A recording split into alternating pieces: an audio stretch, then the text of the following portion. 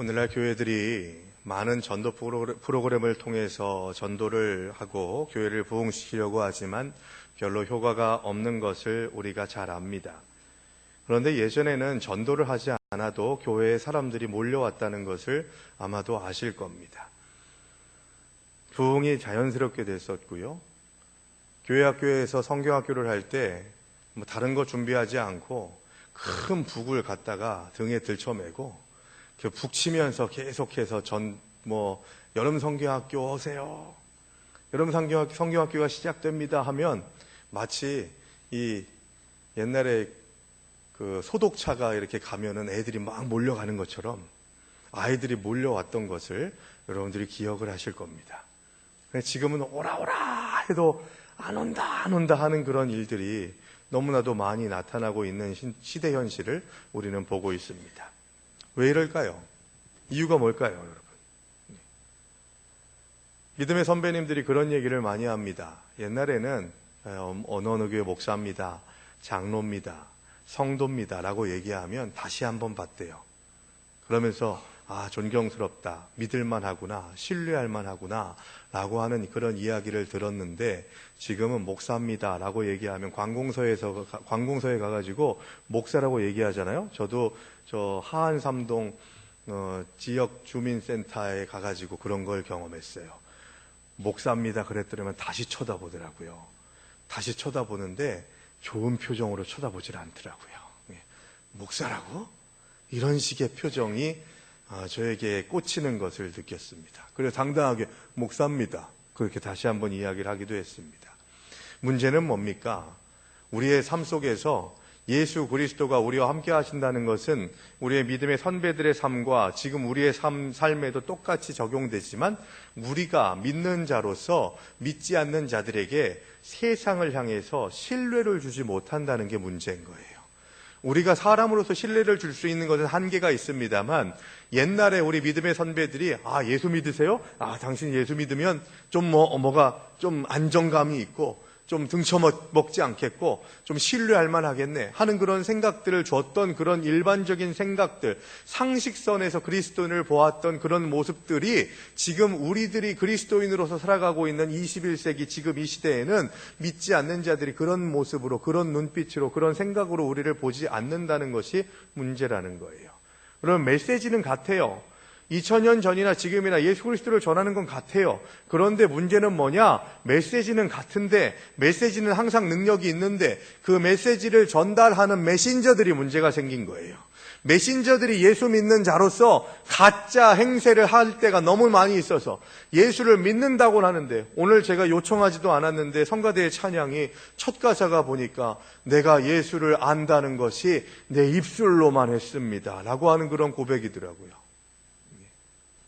여러분, 우리 이런 정말 존재론적인 그런 신앙적인 위기의식을 우리가 가지고 있어야 되는 거예요. 성가대 찬양에서 이런 가사도 있더라고요. 주님께서 내 신부 옷을 벗기시면 우리 어쩔 거냐.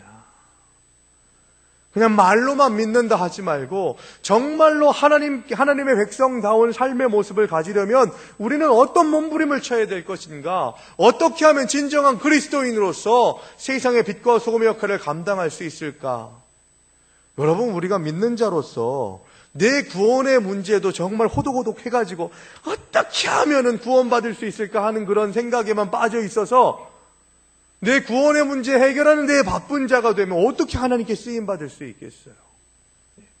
구원에 대한 확신 가운데에서 세상의 빛과 소금의 역할을 감당하기 위해서 내가 채워나가야 될 것, 내가 정말 말로만이 아니라 삶으로 체득해서 주님의 백성답게 살아나가는 삶의 자리가 어떤 자리가 되어야 하는가를 매일매일마다 점검하고 고민하고 씨름할 수 있는 마음의 자세가 있어야만 우리는 가짜가 아닌 진짜가 되는 은혜를 경험하게 될 줄로 믿습니다.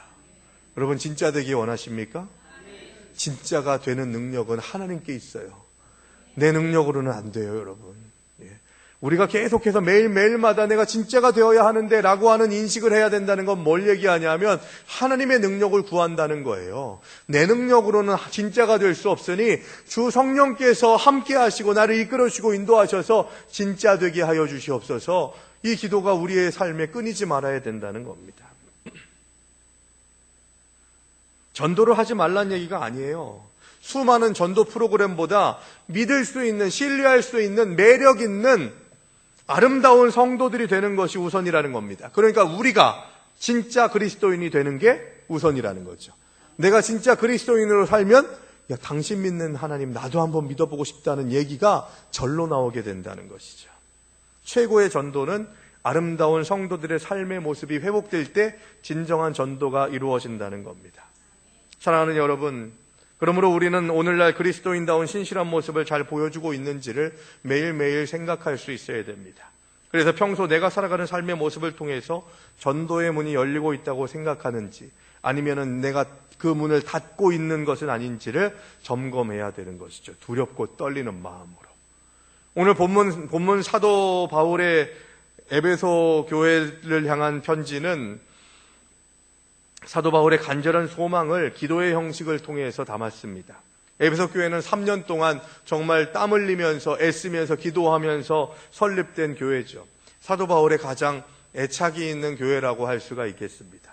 오랜 세월 동안 힘쓰고 애써서 설립된 참으로 소중하고 사랑스러운 교회인데, 그 교회를 위해서 오늘 15절의 말씀에 보니까 아버지 앞에 무릎을 꿇고 비노니 라고 그렇게 자신의 기도의 자세에 대해서 이야기를 합니다. 이 말씀은 바로 간절한 기도를, 간절하고 또 간절한 기도를 드립니다 라고 하는 그런 고백이 담겨져 있는 표현이에요. 유대인들의 기도는 대부분 서서 하는 기도였습니다. 그런데 특별한 때에 완전히 엎드려서 배꼽과 발등과 이 머리, 이마를 땅에 대고 하는 기도의 시간들이 있어요. 그렇게 기도할 때는 언제냐? 바로 감당할 수 없는 그런 죄를 지어서 참회의 기도를 드릴 때, 내가 주님 앞에 참회의 기도를 드립니다 라고 하는 고백을 할 때 엎드려서, 배를 깔고 엎드려서 기도를 하는 자세를 취합니다. 그리고 또 한 가지 서서 기도하지 않고 하는 기도의 자세가 있는데, 무릎을 꿇고 하는 기도의 자세죠. 우리 기독교 전통에서는 이 무릎 꿇는 기도의 자세를 가장 좋은 기도의 자세로 이야기하는데, 이 내용이 담겨져 있는 거예요. 유대인들이 무릎을 꿇고 기도할 때에는 간절함에 대한 표시를 할 때, 간절함으로 더욱더 간절하게 주님 앞에 기도하길 원합니다라고 하는 고백을 할 때 서서 기도하지 않고 무릎을 꿇고 기도하는 그런 전통들이 있었던 것이죠. 그래서 15절에서 아버지 앞에 무릎을 꿇고 비노니라고 하는 이 얘기는, 주여 내가 이 에베소 교인들을 향해서 간절하고 또 간절하게 기도하나이다 라고 하는 고백이 담겨져 있는 겁니다. 이렇게 사랑하는 에베소 성도들에게 바울이 간절하게 기도하는 내용이 뭔가를 봐야 되는 거죠. 바울의 이 기도는 이 시대를 살아가고 있는 우리 성도들에게 바라는 하나님의 간절한 기도와 소원이 담겨져 있습니다. 사도 바울의 기도의 내용은 세 가지로 정리가 될 수 있어요. 그래서 이 세 가지 기도의 내용들을 우리가 생각하면서 우리의 삶 속에서 내가 진짜 가짜를 벗어나서 진짜 그리스도인들이 될 수 있도록 하기 위해서 사도 바울의 간구의 내용이 나의 기도 제목이 되게 하시고 나의 목표점이 되게 해주시옵소서라고 고백하면서 오늘의 이 세 가지 비밀을 발견할 수 있게 되기를 간절히 바랍니다. 먼저 첫 번째, 우리가 가짜를 벗어나서 진짜가 되려면 우리 속사람을 강건하게 해달라는 기도가 우리들에게서부터 시작돼야 된다는 거예요. 16절의 말씀 다시 보시면, 그의 영광의 풍성함을 따라 그의 성령으로 말미암아 너희 속사람을 능력으로 강건하게 하시오며 라고 말씀합니다. 속사람을 성령의 능력으로 강건하게 하시기를 바라는 것이 사도 바울의 간절한 기도 제목 첫 번째 내용이에요. 오늘날 겉사람을 꾸미고 강건하게 하기 위해서 얼마나 많은 수고를 하고 노력을 하고 있습니까? 거기에 비해서 우리는 속사람이 강건하게 되기 위해서는 별로 수고를 하지 않는 그런 상태에 놓여져 있습니다. 겉사람도 중요해요. 중요하지 않다는 얘기가 아니에요. 누군가와 같이 처음 만났을 때 제일 그 사람을 신뢰할지, 그 사람과 교제를 계속할지 말지를 결정하는 것을 첫인상이라고 그렇게 이야기하지 않습니까? 어떤 사람을 만났을 때 첫인상이 좋아야만 그 사람과 어떤 대화를 계속 이어나갈지, 만남을 계속 이어갈지가 결정되게 되는 것이죠. 교회도 첫인상이 있어요, 여러분.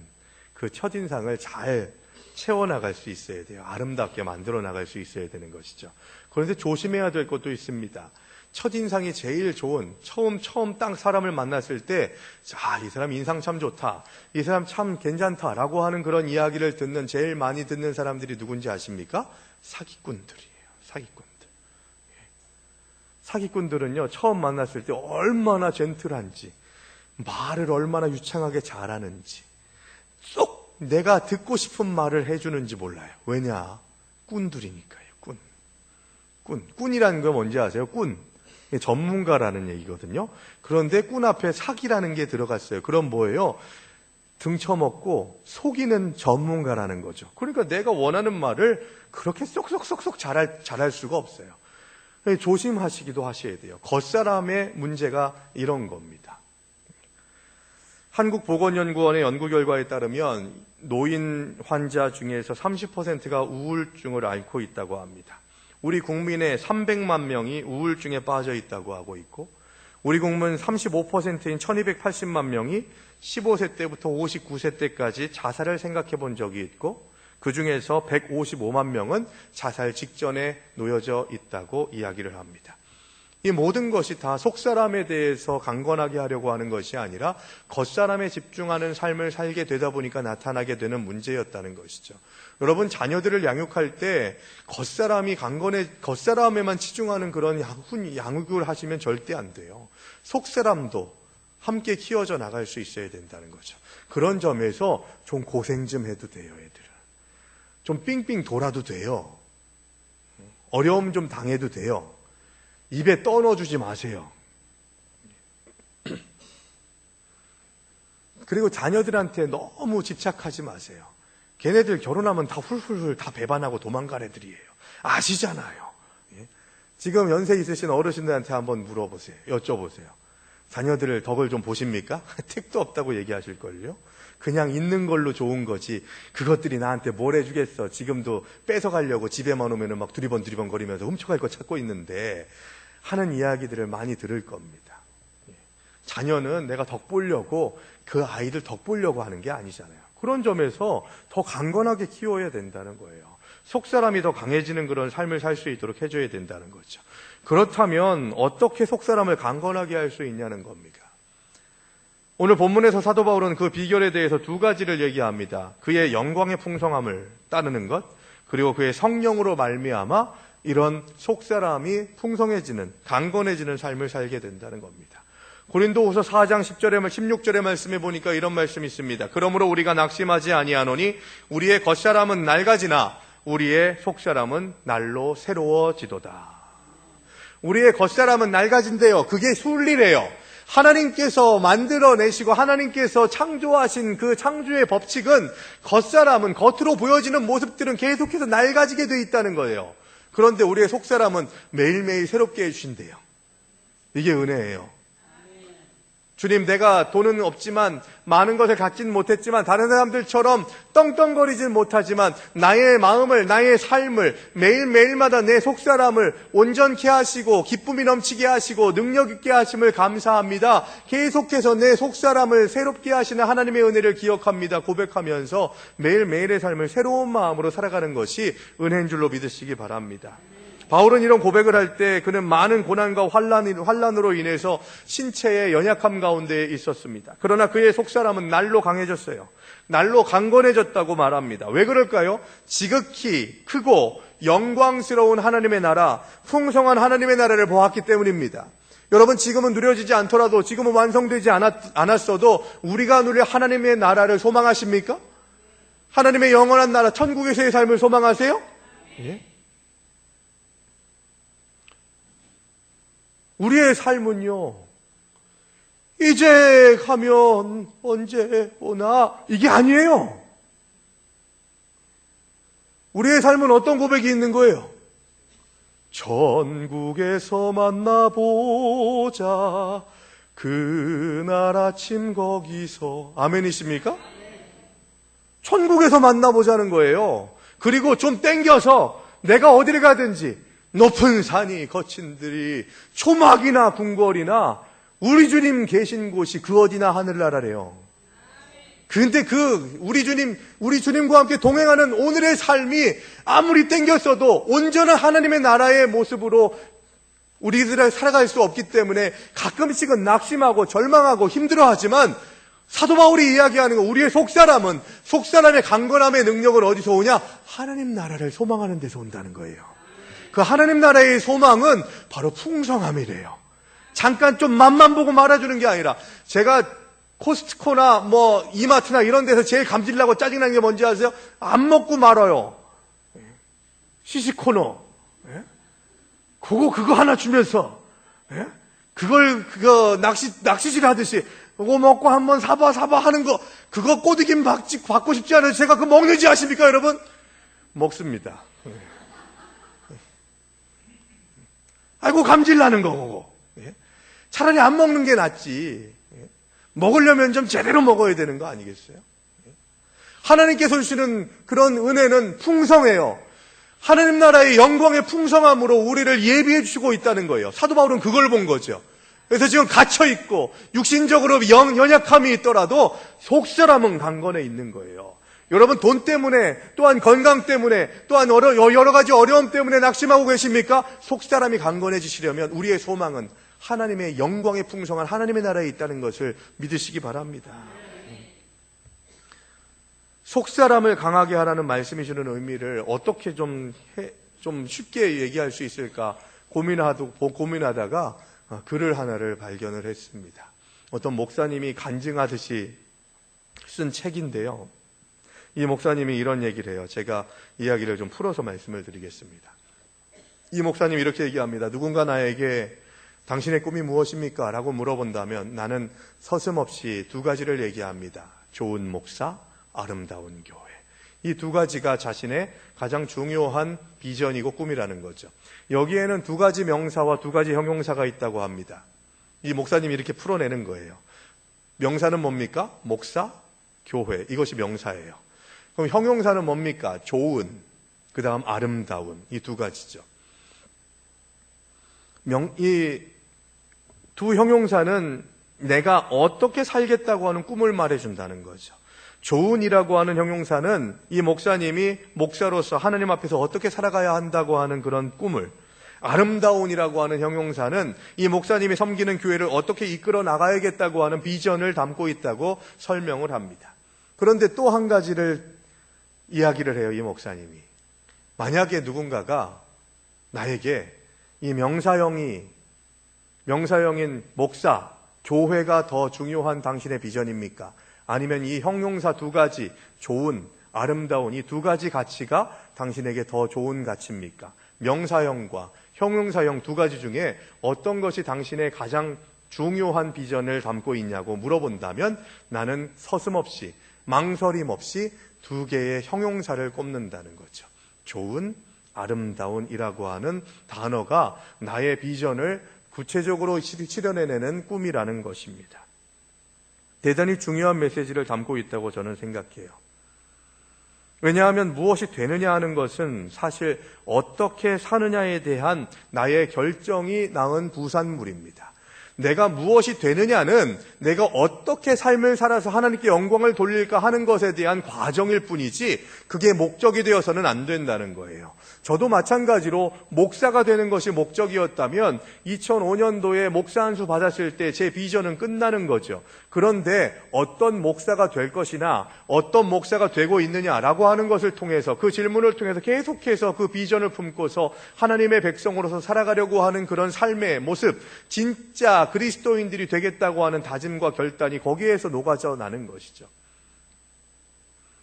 마찬가지입니다. 아름다운 교회라고 하는 것, 내가 교회에서 헌신한 그 공동체에서의 모습이 어떤 모습이 되어야 하는가에 대한 가치가 계속해서 나타나게 될 때 계속 주지되고 계속 끄집어내서 우리의 교회는, 나는 지금 어떤 교회를 세워나가고 있는가라고 하는 고백이 있으면 우리는 우리의 삶에 속사람을 온전하게 하는 그런 모습으로 나타나는 그런 은혜의 시간들을 경험하게 된다는 겁니다. 그래서 이 목사님은 이렇게 얘기해요. 그래서 나는 꼭 목사가 되지 않아도 좋습니다. 그러나 반드시 좋은 그리스도인은 돼야 됩니다. 또 담임 목사가 되지 않고 부목사로 평생 살아도 좋습니다. 담임 목사 된 입장에서 다시 부목사로 가라고 하면 좀 거시기합니다. 그런데 어찌 됐건 간에 목적의식을 가지고서 우리의 삶의 자리의 태도, 삶의 자세에 대해서 이야기하는 목사님의 이야기이기 때문에 이렇게 얘기해요. 나는 부목사를 평생 지내도 좋아요. 그런데 내가 섬기고 있는 교회 공동체는 아름다운 교회가 되어야 합니다. 여러분 무슨 차이인지 아세요? 예? 목사가 되게 하여 주시옵소서, 교회가 되게 하여 주시옵소서, 이게 중요한 것이 아니라 어떤 교회, 형용사가 뭐가 붙느냐, 이게 대단히 중요하다는 거예요, 여러분, 우리에게. 그러니까 명사형으로 집중하는 것은 겉사람이라고 생각할 수가 있겠어요. 저는 목사입니다. 황씨입니다. 청주에서 태어났습니다. 그리고 키는 몇이고 생긴 건 요렇게 됐고 얼굴은 어떻고 저떻고 배는 좀 어떻고 저떻고 이런 식의 이야기들은 다 겉사람이잖아요. 겉사람의 모습들은 점점 더 약해진다니까요. 그걸 인정할 수 있어야 돼요. 그러면서 우리가 해야 될 건 뭐냐? 속사람이 강건해야 돼요. 어떤 사람, 어떤 목사, 어떤 장로, 어떤 권사, 어떤 집사, 어떤 성도가 되느냐? 누구누구 황성국, 이 황성국은 어떤 사람이야? 라고 하는 그런 형용사가 뭐가 붙느냐? 라고 하는 것에 집중할 수 있어야 되고, 좋은 형용사가 붙을 수 있도록 노력하는 것. 이게 바로 속사람을 채워나가는 일이라는 것입니다. 사랑하는 성도 여러분, 세상의 풍성함을 바라보면서 그것을 추구하고 그것으로 겉사람을 꾸미려고만 할 때 필연적으로 우리의 속사람은 쇠약해질 수밖에 없습니다. 겉사람은 아무리 가꾸어도 얼마 지나지 않으면 낡아질 수밖에 없어요. 이거 인정하셔야 된다니까요. 억지로 그것을 인정하지 않으려고 할 때 하나님께서 주시는 창조의 섭리를 거스르는 게 되는 것이죠. 그래서 거기에만 힘쓰고 목매는 사람들은 언젠가는 후회하고 낙심할 수밖에 없습니다. 그러나 속사람은 가꾸면 가꿀수록 더 빛나고 더 아름다워질 수 있다는 것이죠. 여러분 속사람을 가꾸시기 바랍니다.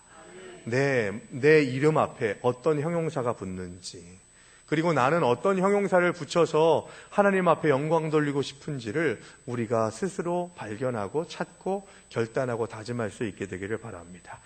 두 번째, 우리가 가짜를 벗어나서 진짜가 되려면 그리스도께서 우리 마음에 계시게 해달라는 기도를 할 수 있어야 된다는 거죠. 17절의 상반절에 보시면 믿음으로 말미암아 그리스도께서 너희 마음에 계시게 하시옵고, 믿음으로 말미암아 우리의 마음에 예수 그리스도께서 계시게 하는 것이 우리가 진짜가 되게 하는 방법 두 번째라는 겁니다. 사도 바울의 간절한 기도의 제목이자 우리가 애쓰고 힘쓰고 감당해야 할 성도의 아름다운 삶의 모습은 그리스도가 우리 마음에 늘 함께 계신다는 그런 고백이 있어야만 우리가 더욱더 온전해질 수 있고 아름다워질 수 있다는 것이죠. 우리가 예수님을 나의 주님으로, 나의 하나님으로 고백하고 영접하면 주님은 우리와 함께 하신다고 약속하셨습니다. 믿으십니까? 이것을 성령의 내주하심이라고 그렇게 얘기를 해요. 성령의 내주하심, 이끄심과 인도하심, 통치하심이 우리들의 삶에 있냐는 거예요. 직장을 운영하더라도, 가정에서 삶을 살아가더라도, 교회 공동체에서는 물론이거니와 성령의 내주하심 안에서 하나님의 통치하심을 인정하고 순종하고 있느냐, 이게 중요한 거예요. 그래서 내 마음에 그리스도가 항상 거하신다는 얘기는 통치의 개념이에요. 통치. 하나님이 통치하신다. 여러분 차를 운전하다가 괜히, 저는 지금도 그래요. 차를 이렇게 운전하다가 뒤에 경찰차가 붙잖아요. 잘못한 게 없어요. 저는 법규를 위반한 게 없어요. 그런데도 쫄아요. 이유가 뭘까요, 여러분? 인식한다는 거거든요. 그리스도를 인식하는 삶은 바로 내가 마음대로 운전하다가 경찰차가 뒤에 붙으면 내가 잘하고 있는데도 내가 잘못한 게 있진 않나? 하는 그런 생각을 돌이키는 것처럼 예수 그리스도의 존재를 인정하는 거예요. 인식하는 거예요. 그리스도의 함께하심, 그리스도의 동행하심을 가지고서 혹시 내가 주님께서 기뻐하지 않으시는 모습으로 살고 있진 않은가? 이 생각을 해야 된다는 거죠. 중요한 것은 성령님은 우리 가운데 오셔서 우리를 다스리시고 지배하시기를 원하신다는 것입니다. 그냥 손님같이 잠깐 오셔서 잠잠히 앉아있다가 차만 홀짝 마시고 가시고 싶으신 분이 아니라는 거예요. 우리의 마음과 생각과 뜻을 주관하시고 우리를 다스리시기를 원하시는 분이 예수 그리스도십니다. 그 주님을 모시어 드리시기 바랍니다. 우리가 성도다운 모습을 보이면서 그리스도의 향기를 바라는 삶을 살아가기 위해서는 그 성령님의 지배를 받고 성령님의 다스리심을 받아야 된다는 거예요. 그래서 하나님의 뜻을 알아야 되는 것이고, 하나님의 뜻을 알려면 큐티하고 말씀 보고 기도하는 삶을 살아야 된다는 것이죠. 그러나 성령을 배제하고 내 생각대로, 내 마음대로, 내 뜻대로 살아가게 될 때는 우리의 속사람이 점점 쇠약해지고 세상의 유혹 속에서 세상을 따라서 약한 자, 쓰러지는 자, 흔들리는 자가 될 수밖에 없다는 것입니다. 우리가 신앙생활을 한다는 것은 막연하게 예수님을 믿고 필요할 때만 찾고 필요 없을 때는 한쪽 구석에 몰아놓고 잊어버리는 그런 존재가 되어서는 안 된다는 겁니다. 그분이 어떤 분이신데 그렇게 취급을 받아야 되겠습니까?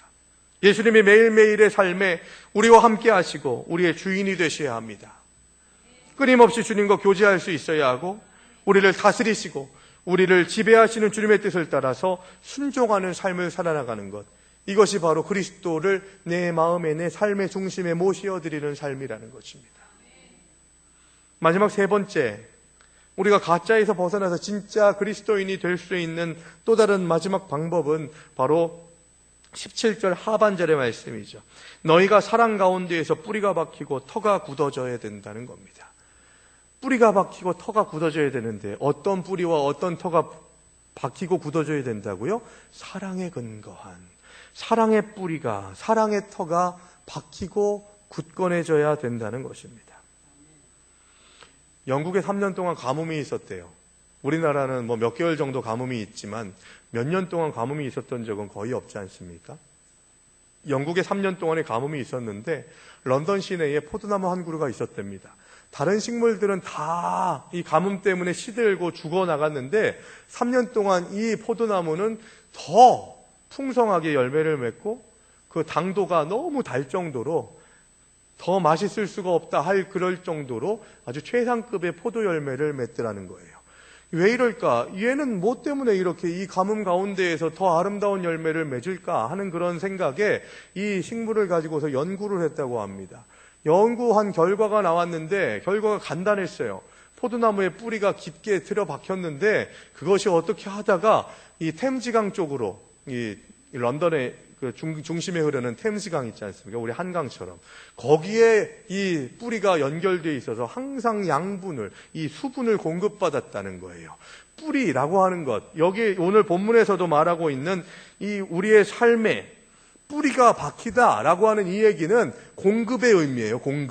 공급의 의미가 무엇인가를 우리들에게 알려주는 거죠. 우리가 사랑으로, 그리스도의 사랑으로 우리가 공급받는 능력을 받았다는 것입니다.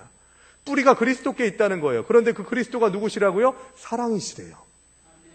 그 사랑을 우리가 충분히 공급받는 거예요. 그래서 이 템즈강에 뿌리를 두고 있는 이 포도나무가 계속해서 수분을 공급받으니까 내리쬐는 햇빛은 그 수분이 공급받을 때에는 햇빛이 강하면 강할수록 당도가 더 높아지는 게 포도나무의 포도 열매를 맺는 습성이기 때문에 더 당도가 좋아지더라는 거예요. 여러분, 그리스도의 사랑의 공급을 받는 자들은 고난과 환난과 어려움이 오더라도 그것으로 인해서 더 아름다운 향기를 발할 줄로 믿습니다. 그래서 세상이 감당할 수 없는 믿음의 소유자들이 바로 저와 여러분들이 되어야 한다는 거예요. 사랑의 뿌리가 깊이 박히고 사랑의 터가 굳어져야 한다는 겁니다. 그러니까 사랑이 없으면, 그리스도인에게 사랑이 없으면 안고 없는 찐빵이에요. 나에게 사랑이 있어야 된다는 거예요.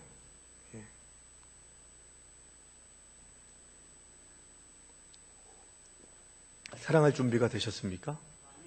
옆에 있는 분들 한번 보세요. 사랑이 충만한 얼굴인지, 사랑할 준비가 된 얼굴인지, 어떠십니까?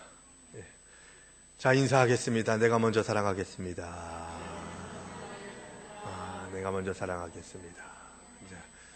자, 한 번 더, 옛날 드라마의 유명한 대사인데요. 우리 그냥 사랑하게 해주세요. 그냥 사랑하시면 돼요. 따지지 마세요. 묻지도 마세요. 사랑하는데 이유가 있습니까, 여러분? 사랑하게 되면 끝나는 거예요. 당신은 왜 사랑합니까? 라고 그렇게 물으면 진짜 사랑하는 사람은요, 그 사랑의 이유를 대면요, 어떤 남자한테 저 여자가 왜 뭐가 좋아? 그런 질문을 했을 때 이것 때문에 저것 때문에 그것 때문에 사랑한다고 하면 그거 가짜일 가능성이 많아요. 진짜 사랑하는 사람은요, 저 사람 왜 사랑해요? 그러면 그냥 사랑해. 이게 진짜예요, 여러분. 이게 사랑의 조건이 어디 있어요? 그것 때문에 사랑하고 저것 때문에 사랑한다고 하면 그거는 조건적인 사랑이죠.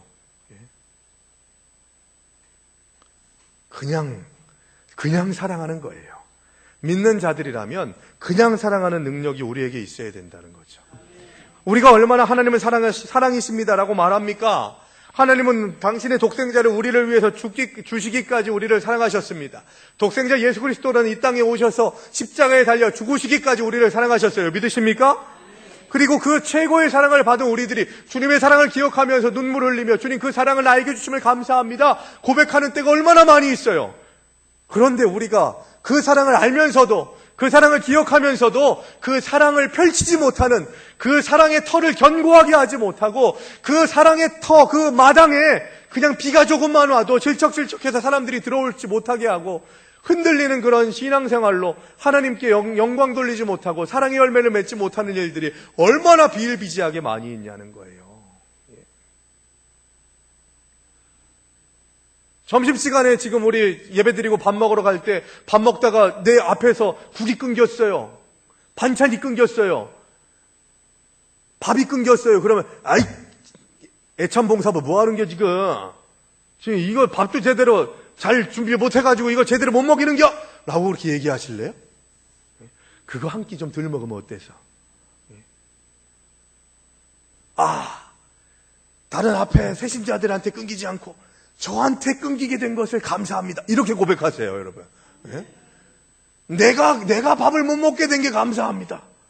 다른 사람들이 걸려 넘어져서 교회에 처음 오신 분들이 야, 이 교회는 대접도 안 하네 하는 그런 생각을 갖게 할 수 있는 그런 사람들에게 끊기지 않고 내 앞에서 끊기게 하심을 감사합니다. 이런 고백이 있어야 돼요, 여러분. 떡 한 덩어리 덜 먹는다고 해서 구원 못 받습니까? 내가 좀 늦게 먹는다고 해서 뭐 문제가 됩니까? 내가 좀 한 가지 안 가진다고 해가지고 어려움이 있어요? 그런 일 별로 없어요.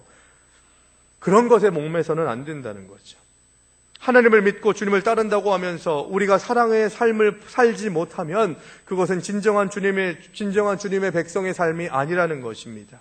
오늘 본문 마지막 절 19절의 말씀에 보면 이런 말씀이 있습니다. 그 너비와 길이와 높이와 깊이가 어떠함을 깨달아 하나님의 모든 충만하신 것으로 너희에게 충만하게 하시기를 구하노라.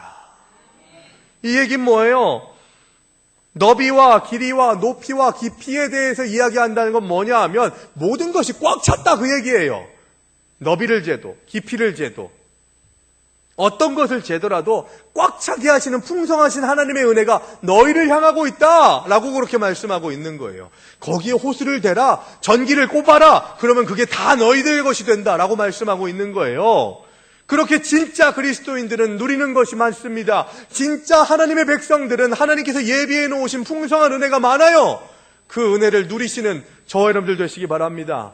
구경만 하는 자가 아니라 알고는 있는데 어디 있다는 거야? 라고 하는 그런 생각을 하는 자가 아니라 진정으로 받아 누릴 수 있는 그 너비와 길이와 높이와 깊이가 나를 더 풍성하게 하시고 꽉꽉 채워주시는 풍성한 하나님의 은혜로 나를 이끄시고 인도하심을 확신하면서 내가 가짜이기 때문에 누리지 못하는 그런 잘못된 그런 관행들과 생각들과 습관들을 버리고 진짜 그리스도인들이 되어서 하나님께 영광 돌리고 믿지 않는 자들에게 덕이 되고 아름다움이 되고 위로가 되어서 나도 예수 믿겠다고 고백할 수 있는 놀라운 역사가 우리들의 삶에 가득할 수 있게 되기를 주님의 이름으로 축원합니다.